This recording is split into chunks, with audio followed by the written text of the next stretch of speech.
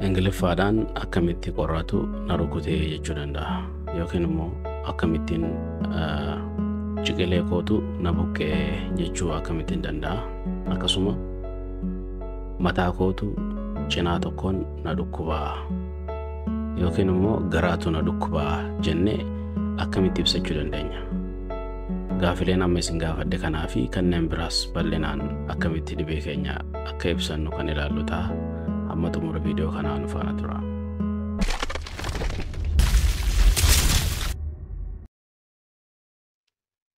So akkuma isin beektan kan ilaaluuf deemnu gaaleewwan keessaa gaalee waa'ee fayyaa keenyaa itti ibsannu ilaaluuf deemna. So inni jalqabaa dhukkubbii mataan qabaa akkamitti jechuu dandeenya yookiin immoo mataatu na dhukkubaa jechuu akkamitti dandeenya. So kana jechuudhaaf I have a headache. Asirratti headache hin jennu.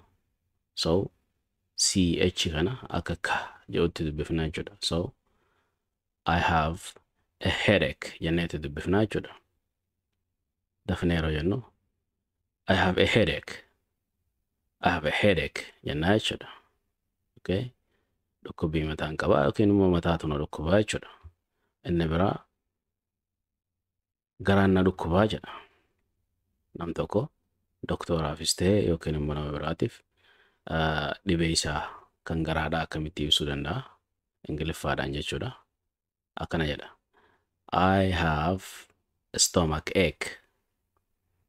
I have a stomach ache jennaa jechuudha dafnee yeroon. I have a stomach ache. Asirratti dogoggoraan kan dubbifamu stomach jenna. Shidhaa miti. Keedatti dubbifamta kunis. Stomach.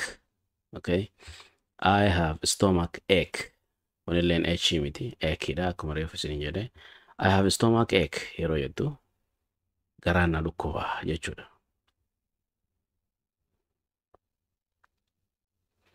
Ho'aa qaamaan qabaa yeroo qaamni keenya oo'u ho'aa qaamaan qaba jechuu barbaadde I have fever jenna jechuudha.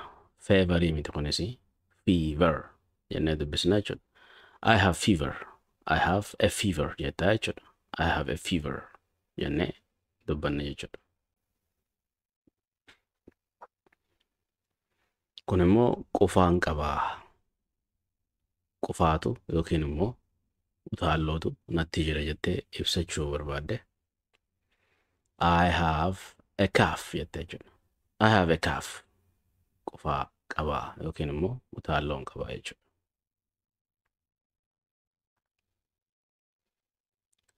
Yeroo tokko tokko qaama keenya irratti wanti akka finniisaa baay'een shif jedhee yeroo ba'u wantoota akkasiisan immoo akkam jenneeti ibsina doktooraaf yookiin immoo nama dhibee keenya nu gaafateef. Qaama irratti waa shifna jedhee jettee Ingiliffaan akkamitti ibsatta. I have a rash. I have a rash jennaa jechuudha. Rash jechuun isa shif namatti jedhu sana jechuudha. Namni tokko immoo gurratu na dhukkubaa jechuu barbaade akkamitti jedha. I have an ear ache. I have an ear ache jennaa jechuudha. Ache ka jedhu kuni dhukkuba jechuudha. So I have an earache. Wanta sagaleen isaa dubbachiistu yookiin immoo vowel irraa kaatu yeroo hundaa'u gama duraatiin an ka jedhu galchina jechuudha. So dafnee yeroo jennu I have an earache. I have an earache. I have an earache jennaa jechuudha. I have an earache ka jedhu dafnee yeroo jennu I have an earache yookiin immoo I have an earache jennaa jechuudha.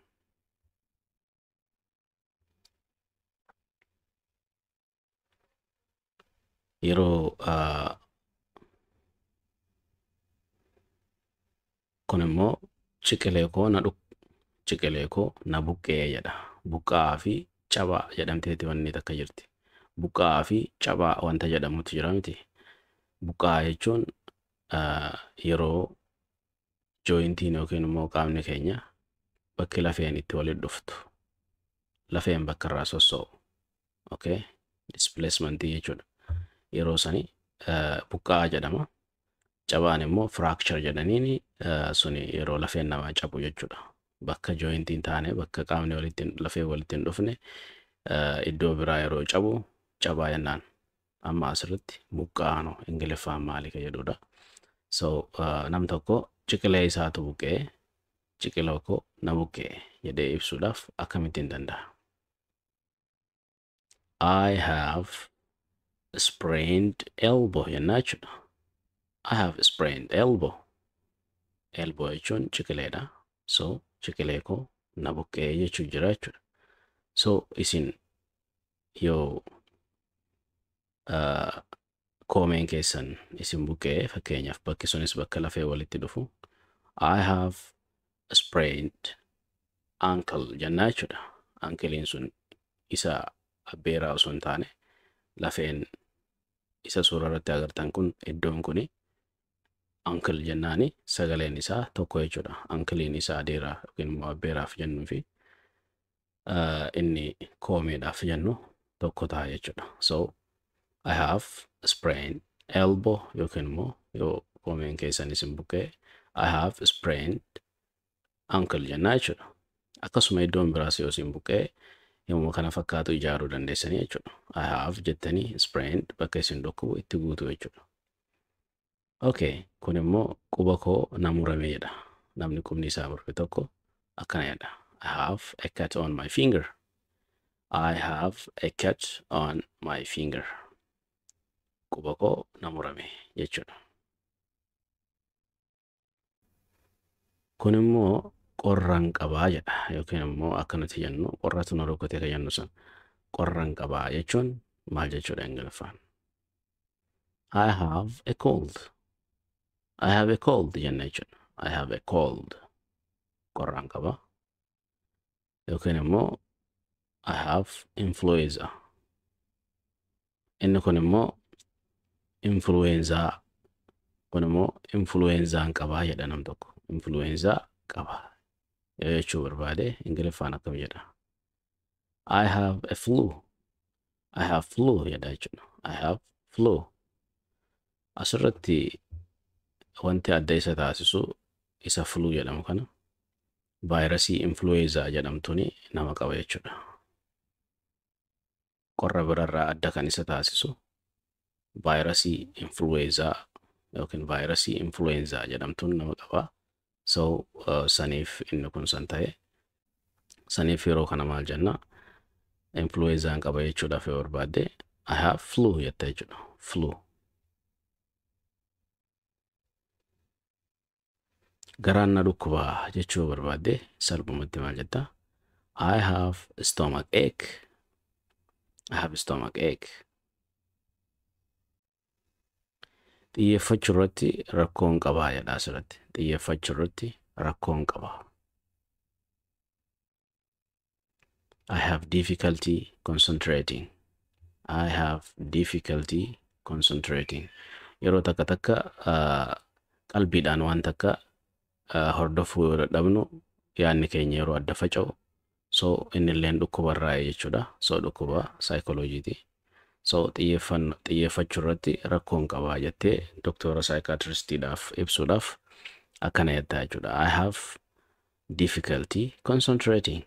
I have difficulty concentrating jettee jechuudha toftee yeroo jettu.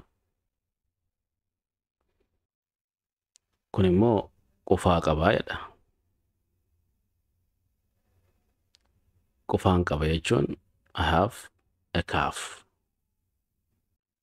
Dhukkuba bronchitiin qabaa jechuu barbaanne. Dhukkuba bronchitii jedhamu qabaa. I have bronchitis. Asirratti dhibeen bronchitii kun maali jettanii gaafachuun keessan oolu. What is bronchitis jedha asirratti. Bronchitis is an inflammation of the tubes that carry air to and from the lungs. Common symptoms of bronchitis include coughing and shortness jedha. Asirratti what is bronchitis jedha. Bronchitis jechuun maal jechuudha jechuudha. So mee ibsa yookiin immoo waan bronchitiin ta'e nuuf ibsu kana haa ilaallu. Bronchitis is an inflammation of the tubes that carry air to and from the lungs. Common symptoms of bronchitis include coughing and shortness of the breath. Dhibeen kun dhibee miidhamuu tubboo kanaati jechuudha. Tubboo qilleensa nuuf ol galchee sombatti geessee sombarraa gadi baasu kun tubbooleen kanneen yeroo hubaman bronchitis jennaan. Wanti inni nu godhu qufaa nu qufaasisa utaalloo jechuudha. Hafuurrilleen nutti gabaabbata jechuudha. So dhibeen sun dhibee kana nam tokko bowwuun qabaa yookiin immoo mataatu na dhukkubaa jechuu barbaade akkana jedha. I have a migraine. I have a migraine. Asirratti migrainiin kun gosa dhukkubbii mataa ta'ee kan mataa keenya walakkaa gama tokkootiin yookiin immoo jihaa tokkootiin kan nama dhukkubsu jechuudha. Mataa guutuu osoo hin taane gama tokkoon nama dhukkubaa mataan. So kun maal jedhama? Migraine jedhama jechuudha. Dhibee akkasii kan mataa qabaatan I have a migraine jennaa jechuudha. Qorraan qabaa jechuudhaaf yoo barbaanne immoo maal jenna jenne? I have the common cold. I have the common cold. I have the common cold jennaa jechuudha.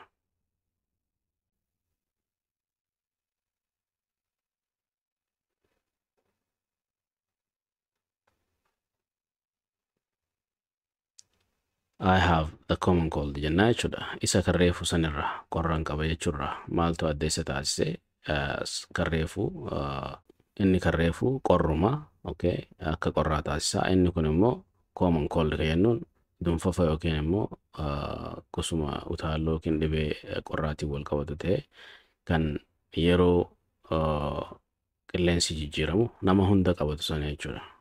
Common cold jennaan saniif maqaa common jedhu argatee jechuudha. Yeroo yerootti na deeqqifachiisaa jechuu barbaanne nam tokko fayyaa miti jechuudha. Yeroo amma deeqqifachiisu so dhukkubaatu jira jechuudha. So akkas jennee doktooraaf himuu yoo barbaanne akkam jenna? I have frequent belching. I have frequent belching jennaa jechuudha. I have frequent belching. Dhukkuba saayinasiin qabaa jechuu yoo barbaadde immoo I have a sinus infection. I have a sinus infection jennaa jechuudha. So barumsi keenya kan waa'ee fayyaatiin wal qabatu kutaanarraa isa kana fakkaata. Amma kutaa itti aanu wal deebinutti have a wonderful time. Yeroo gaarii isiniif haa ta'u.